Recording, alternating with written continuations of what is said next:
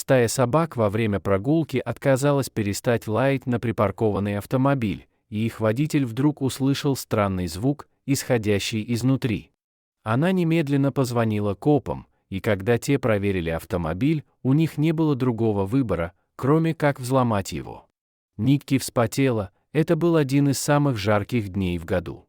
Лично она предпочла бы остаться в своей кондиционированной квартире вместо того, чтобы совершать эту долгую прогулку под палящим солнцем, но как собачница она не имела такой возможности. Тем не менее, она перенесла свои прогулки на более раннее время дня, потому что волновалась о здоровье собак. У многих ее собак была длинная шерсть, и они не могли гулять при экстремальной жаре. Перед тем, как выйти из затененного парка, она напоила всех водой. Они будут на солнцепеке до тех пор, пока не доберутся до своих квартир, поэтому им нужно было увлажниться. Но все собаки были возбуждены, не могли устоять на месте, они хотели выбраться из парка. Стая собак тянула поводок, и впервые она заволновалась, что они утащат ее в противоположном направлении от ее дома.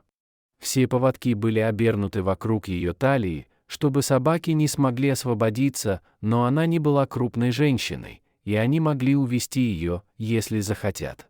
Никки подумала, что, вероятно, они просто хотят добраться домой, потому что они истощены прогулкой. Но это было не то, что они запланировали.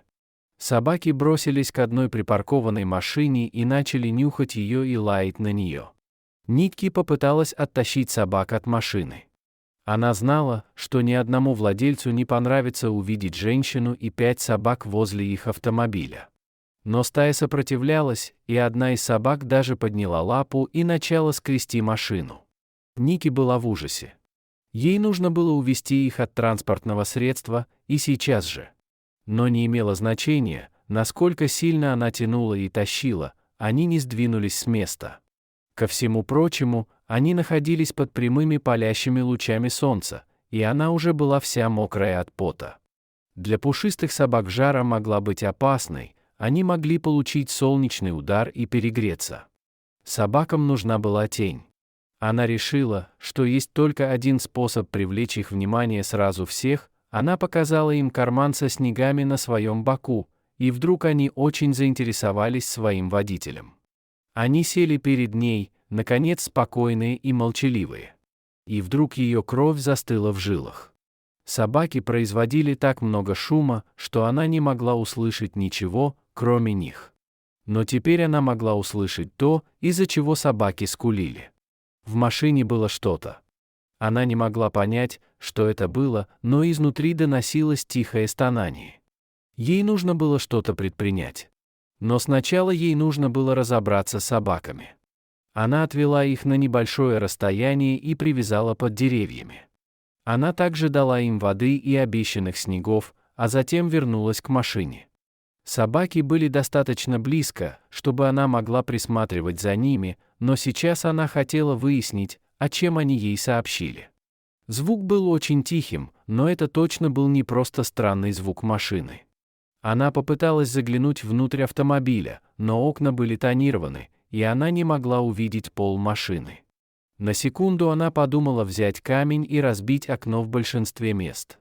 Если вы можете сделать скриншот прогноза погоды, показывающего экстремальную жару, и сфотографировать машину с закрытыми окнами и дверьми, вас не обвинят в повреждении имущества, если вы сломаете его, чтобы спасти кого-то или что-то.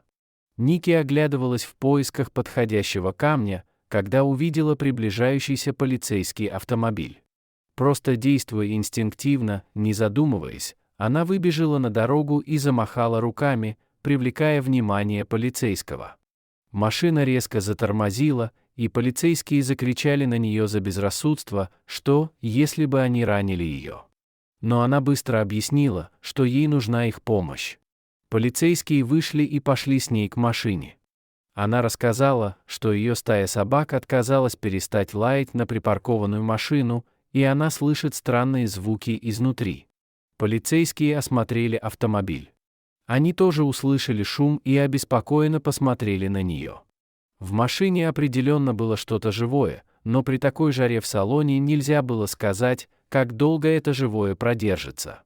Полицейские вызвали пожарных, но те все не появлялись. Прошло 10 минут, а они не знали, сколько времени осталось.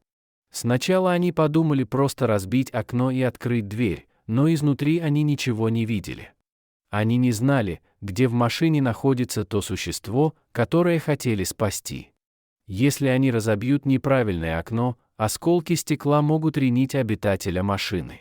Им придется сломать дверь. Самое простое и безопасное место было в багажнике, поэтому они взяли лом и подошли к машине. Ники подошла к собакам и проверила их, но не могла уйти. Ей нужно было дождаться, чем все закончится. Полицейские воткнули лом в багажник и физически сломали его, сталь согнулась. Машина сильно пострадала, но у них были веские основания сломать ее, и они знали, что их за это не обвинят. Сработала сигнализация автомобиля, но они знали, что поступили правильно. Заднее сиденье было опущено, а на нем стоял животный контейнер. Они достали его и увидели двух маленьких кошек, сжавшихся на дне. Котята выглядели слабыми и едва поднимали головы. Никки подошла с бутылкой воды, которую носила для собак, и дала котятам. Полицейские тоже облили котят водой. Котята жадно пили, но все равно казались вялыми. Было видно, что они очень больны. Полицейские были заняты тем, что делать с котятами, когда из близлежащего офисного здания вышел мужчина и начал кричать на Никки. Он был в ярости из-за того, что она сделала с его машиной. Полицейские сейчас сидели на корточках на тротуаре, пытаясь оживить котят, а он видел только молодую женщину, стоящую рядом с его сломанным багажником. Стая собак начала рычать, когда он подошел к ней, но сигнализация заглушала их лай. Собакам не нравилась энергетика этого мужчины. Он не казался вне контроля, но это был парень, который оставил котят в машине при такой жаре, так что они не могли знать, на что он способен. Он подошел к ней, продолжая кричать, но вдруг остановился, когда из-за машины вышли двое полицейских. Тогда мужчина перенаправил свой гнев на них. Он потребовал знать, какое право они имели повредить его автомобиль или вломиться в него. Полицейские не ответили. Один из них просто поднял в воздух одного из котят, показывая этим мужчине точную причину, по которой в его машину вломились. Мужчина побледнел, как только увидел котят. Он был в шоке и чуть не упал в обморок. Он сел на тротуар и дрожащим голосом спросил, в порядке ли котята. Мужчина перед ними был совсем не тем злым парнем, которым он был минуту назад. Он был раздавлен. Он и правда думал, что они беспричинно уничтожили его машину, но теперь он мог только быть благодарен, что они вмешались.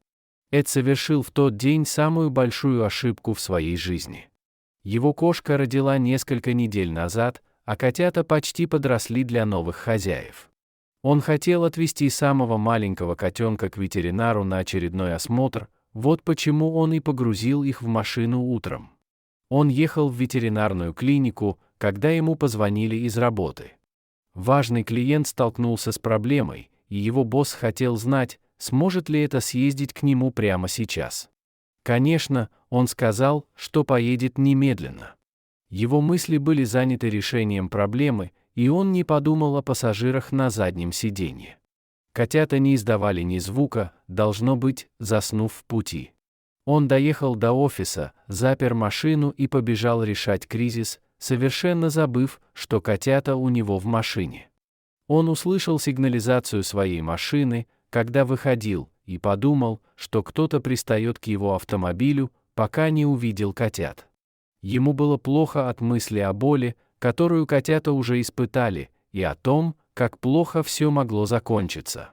Он продолжал благодарить Никки и полицейских за вмешательство, но, возможно, уже было слишком поздно исправить его ошибку. Насколько они знали, это мог быть его способ избавиться от ненужных котят. Он сказал им, где находится его ветеринар, и полицейский ответил, что отвезет туда котят. Никки предложила поехать за ними, но сначала ей нужно было отвезти стаю геройских собак по домам. Они были в отсутствии гораздо дольше обычной прогулки.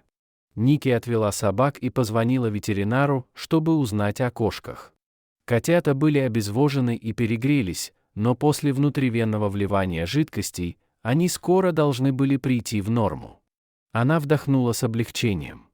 Она не могла перестать думать об этих крошечных тельцах, лежавших безжизненно в клетке, но была рада, что с ними все будет хорошо. На следующий день Никки снова выгуливала стаю в том же парке. Когда получила огромный шок, Эдж ждал ее на скамейке и тут же подскочил, когда увидел. Она все еще не доверяла ему полностью, но странным образом на этот раз собаки не разозлились на него. Она доверяла инстинктам собак, их спокойное поведение тоже заставило ее немного расслабиться. Собаки были правы, Эд просто хотел поблагодарить их за все, что они сделали. Он дал каждой собаке большое лакомство и купил Никки холодный чай. Когда она спросила, не сердится ли он больше на свою машину, он просто ответил, что жизнь важнее любого неодушевленного предмета. Погладив всех собак, Эд еще раз поблагодарил ее и ушел. В тот день Никки поехала проведать котят лично. Она была в восторге и удивлена увиденным, оба котенка были живы и играли. Они сильно отличались от того состояния, в котором она видела их в последний раз. Ее имя было в информации, и ветеринар с радостью поделился с ней тем, что они узнали. Она знала Эда, потому что он часто приводил к ней свою кошку на осмотр. Представители службы контроля за животными проверили условия содержания его кошки и сообщили, что она живет отличной жизнью, у нее были место для лазания и всевозможные игрушки, она также была здорова и ухожена. Это открытие в сочетании с тем фактом, что у Эда и правда была запись на прием котят в тот день, подтверждало всю историю, он действительно собирался отвезти их к ветеринару, как и говорил. Он оплатил медицинские счета за лечение котят и ремонт своей машины. Представители контроля за животными оправдали его, и его не обвинили в преднамеренном причинении вреда котятам. Не прошло много времени, прежде чем котята были готовы вернуться к маме и братикам с сестричками, а затем встретиться со своими новыми хозяевами. Эд постарался изо всех сил, чтобы у них была хорошая жизнь. Это было меньшее, что он мог сделать после того, как подверг их такой опасности. И, к удивлению, Никки стала одной из этих новых хозяек. Она усыновила 2 котят, которых ее стая собак спасла, и позаботилась о том, чтобы они больше никогда не испытывали такого страха. Котята любят собак и иногда даже ходят с ними на прогулки. Некоторым людям это кажется странным зрелищем, но Никки считает это логичным. В конце концов, они обязаны этим собакам жизнью. Какой замечательный финал! Вы когда-нибудь забывали что-то важное в машине? Вы тоже бы заподозрили это. Расскажите нам в комментариях. Спасибо, что смотрели. Присоединяйтесь к нам снова для еще более невероятных историй.